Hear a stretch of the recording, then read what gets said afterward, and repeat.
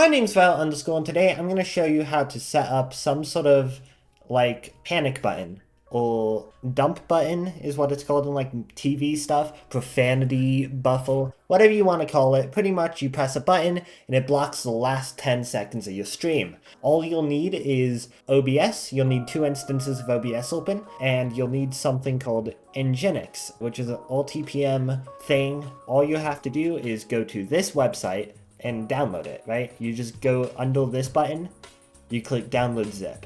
Then once you download that, extract it anywhere, and don't open up the exe yet. I want you to go to config and then open up this in Notepad++. And then you want to replace RTPM, because this isn't the same. This isn't going to be the same for you as it is for me, because I did change this. And you can copy this text in the description, or you can just type it yourself. It's RTPM server blah blah blah.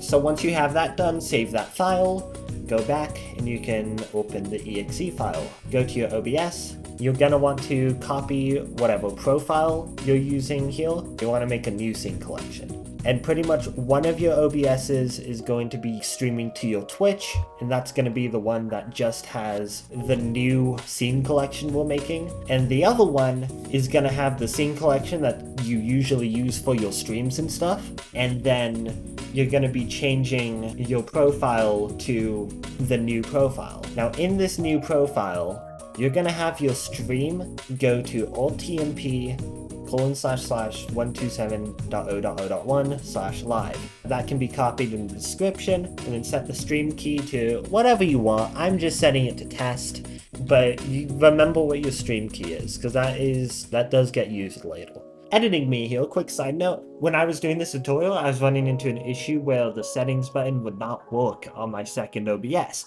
So if you're running into this issue, just do everything on that first instance of OBS. Don't know why OBS does this.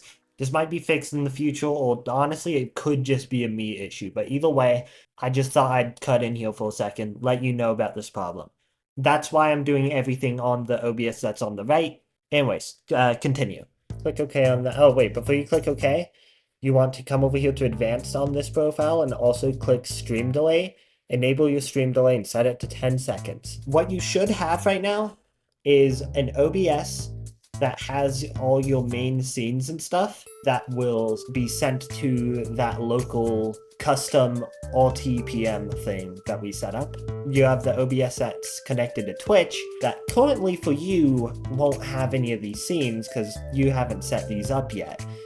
But we're going to get to that. But first, you want to start streaming on this OBS. And don't worry, this won't be sent anywhere public.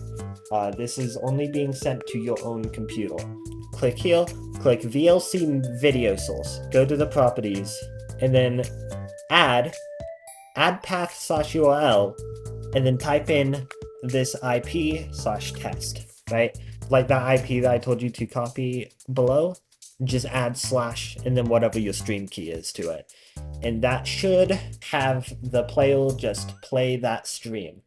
And because this is on a 10-second delay, this is receiving whatever happened in 10 seconds. That means if I start streaming here to Twitch, then I can block and I can mute. Let me show you this. I've set up hotkeys. First, you want to set up your scene, right? You have a normal scene, I have a muted scene, and I have a blocked scene. If you just want to have a blocked scene, you don't want to differentiate between blocked and muted, or maybe you don't have a reason to have a block, you just need the ability to mute. Or you could even have an extra variant where it's blocked but not muted. However you want to do it. The point is, whatever's on these scenes is what's showing up on the actual Twitch stream itself. You want to go into hotkeys, and I have 3 buttons set up. Whatever button you want your main scene to be, you also want that to pause the music scene if you plan on making a music scene, and then you want to have it unmute the VLC media source. Same with your whatever button you're using for mute or block. Pretty much any button that should cut out the audio should also mute this VLC media source. And then of course set those same buttons to switch to the scenes. So now, if I press this button, stream muted. If I press this button, stream blocked. And you'll notice it automatically mutes the VLC thing. because the audio thing doesn't go away immediately once you switch scenes. And then if I go to this button, immediately mutes the music, immediately unmutes the VLC video source. And that's really all there is to it. Now, this was really difficult to find anything on, so if this helped you, please interact with us in some way, comment, like, do all the cool things. Not even just for my sake, but so that other people can find this, because I had a really hard time finding any help on this topic. Check out my streams where I have this set up if you want, twitch.tv/Violet_.